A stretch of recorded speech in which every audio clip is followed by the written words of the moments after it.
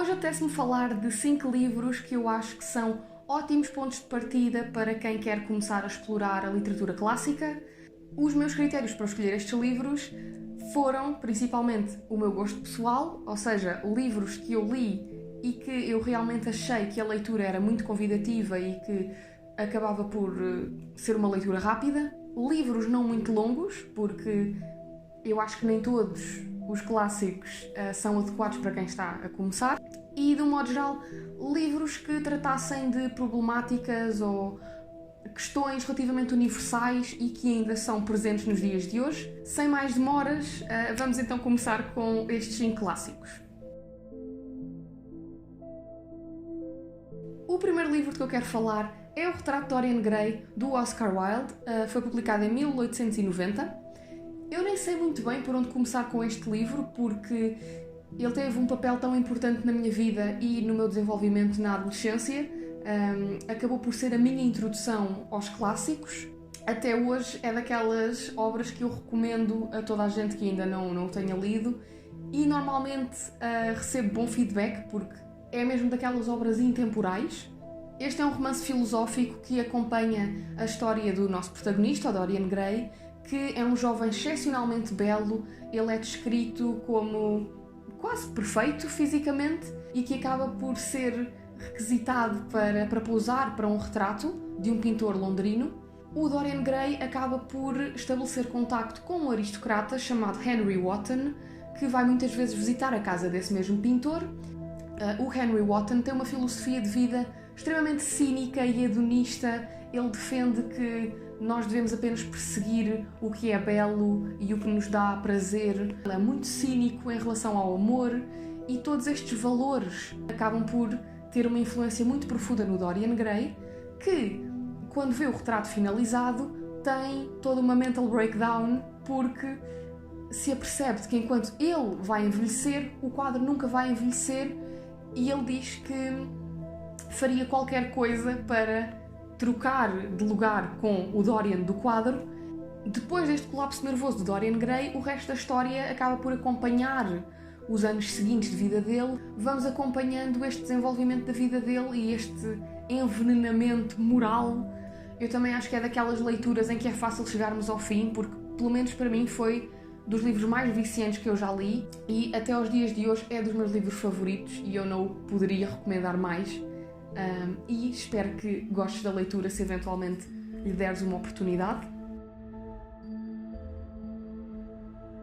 Pouco tempo depois de ter lido O Retrato de Dorian Gray, li a minha segunda recomendação, que é O Estrangeiro, do Camus. Em primeiro lugar, eu acho que é um ótimo clássico, porque acabamos por lê-lo muito rapidamente. A história começa então quando o nosso narrador recebe a notícia de que a sua mãe faleceu, e logo aqui nós começamos a perceber qual é que é a característica principal do narrador, que é uma profunda apatia relativamente a todas as dimensões da sua própria vida. Ele não tem qualquer tipo de manifestação emocional. A morte da mãe parece que não o afeta de maneira nenhuma. Ele acaba por reencontrar uma antiga colega de trabalho e ele começa a envolver-se com esta mulher e acaba por ter uma relação com ela. Eles vão numa pequena viagem e ele acaba por ficar envolvido num homicídio. O Estrangeiro acaba por refletir muito sobre o quão aleatórias as coisas são, o que faz um bocadinho parte da filosofia do Camus, a questão do absurdismo. Como é que alguém consegue manter-se tão passivo perante tudo o que aconteceu, tendo em conta que algumas coisas são justas e outras coisas injustas, mas no final a vida é um bocado assim.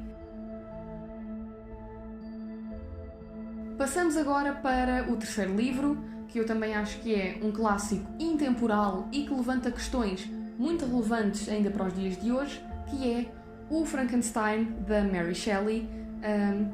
Eu escolhi este livro, apesar de quando o li pela primeira vez não gostei particularmente dele. Agora é dos meus livros favoritos. A história do Frankenstein começa com um estudante de ciências chamado Victor Frankenstein, que é super obcecado com a ideia de criar vida. Ele acaba por conseguir criar o primeiro humano artificial a partir de peças e corpos roubados de campas e coisas do género, o que eu sei que é uma premissa um bocado mórbida, mas o texto depois acaba por não... Isso é só o ponto de partida. Quando o Victor Frankenstein é finalmente bem sucedido e dá vida a uma criatura, ele fica completamente horrorizado. Por causa do choque e do horror, ele acaba por abandonar esta criatura, deixá-la ir à sua vida, que é condenada a ser considerada má e terrível, porque acabou por ser a sua reação de defesa aos maus tratos constantes ao longo da vida. Outro aspecto que eu valorizo muito neste livro é mesmo não se focar só nesta questão sociológica do resultado e dos efeitos terríveis dos maus tratos numa pessoa, mas também se foca numa questão atual muito presente, que são os limites da ciência. É mesmo por isso que eu recomendo a leitura do Frankenstein, que não deve ser associado só ao género do terror, porque ele acaba por ter uma mensagem muito relevante para toda a gente. O quarto livro que eu tenho aqui para recomendar é uma coletânea de contos, da autoria do Nikolai Gogol. A razão pela qual eu escolhi este autor clássico da literatura russa prende-se com o facto de ele ter sido a grande influência de todos os outros que vieram depois dele. Sempre que falamos do Dostoiévski, do Nabokov, do Tolstói, todos eles acabaram por beber muito das influências do Gogol. Eu acho que esta coletânea de contos é uma ótima introdução à literatura clássica, porque muitas vezes quando estamos num bloqueio de leitura e queremos voltar a ler, é muito mais fácil termos a recompensa de estarmos a terminar contos, porque acaba por ser uma recompensa mais imediata. Eu acho muito interessante o estilo literário do Gogol, porque por um lado são contos realistas, ele explora muito o realismo, mas são sempre fantásticos de alguma forma, têm sempre um elemento que não concorda de todo com a realidade. Todos eles têm uma coisa em comum, que são críticas que pretendem desmascarar a hipocrisia da alta sociedade em São Petersburgo nesta altura. Por exemplo, um dos meus contos favoritos é o Capote, que faz uma crítica muito interessante à burocracia, às divisões, aos departamentos, todos estes cargos inúteis e estas hierarquias de poder que lá no fundo não significam nada e que só servem para as pessoas terem um rótulo, basicamente, e de acordo com esse rótulo têm um limite de o que é que podem fazer e o que é que podem consumir e o que é que podem dizer em público. É um livro que critica muitas aparências. Outro conto que eu gosto muito é O Nariz, porque é completamente absurdo. Todos estes contos acabam por fazer uma descrição de como é que funcionava São Petersburgo nesta altura do século XIX. Nós temos descrições das avenidas principais. Como eu disse, são contos que também têm uma vertente realista muito forte e acabamos por ter um retrato desta cidade como absolutamente ridícula, feita de aparências, feita para as pessoas que já têm dinheiro, porque quem não tem capacidade vai ser só alvo de troça, sem qualquer possibilidade de subir. Vemos muito este determinismo das classes sociais. Temos contos com enredos super diferentes. Eu nunca li nada assim. Espero que dês uma oportunidade a este livro, porque realmente vale a pena. Estamos agora a chegar ao último livro que eu selecionei para esta lista de clássicos, mas vamos voltar para um ambiente um bocadinho mais mórbido, porque eu selecionei uma coletânea de contos do Edgar Allan Poe. De todos os clássicos que eu li, este até foi o primeiro, de certa forma, antes do Retrato de Dorian Gray. Eu tive de ler isto para a aula de português, para fazer a apresentação do Plano Nacional de Leitura no 10º ano. Eu lembro muito bem do processo de estar a ler estes contos e de estar a pensar: eu não acredito que alguém escreveu uma coisa que vai tão de encontro a tudo aquilo que eu gosto. Um dos contos que eu mais gostei foi o Ligeia, que era sobre um homem que casou com uma mulher chamada Ligeia, que era descrita como uma mulher morena, de saúde frágil, culta e que tinha conhecimentos das várias ciências, inclusive as ciências proibidas, o ocultismo. Ela morre logo no início do conto e o nosso narrador volta a casar com uma mulher loira que não tem nada a ver com a Ligeia.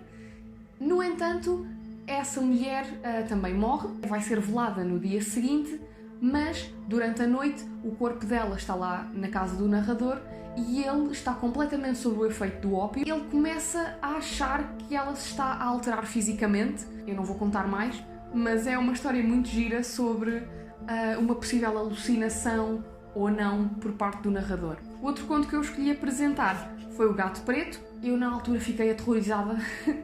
Nós temos um homem que num acesso de raiva tenta matar um gato preto com um machado e a mulher tenta interromper o golpe de ataque do marido, e isso tem todo um conjunto de consequências que eu não vou agora explicar. Adoro este livro, tudo um bocado mórbido, mas tudo um bocado irónico também, e portanto acho que é uma boa leitura. Eu acho que andei a correr neste vídeo, acho que tive sempre a falar e a falar e a falar. Eu espero que pelo menos um te tenha interessado. Gostava imenso de saber o que achaste, se já leste um deles. Também gostava imenso de saber se estás a considerar ler um deles agora que ouviste a minha descrição. Muito obrigada por teres visto o vídeo até aqui, isso deixa-me super contente. Vemo-nos no próximo vídeo e tchau, tchau!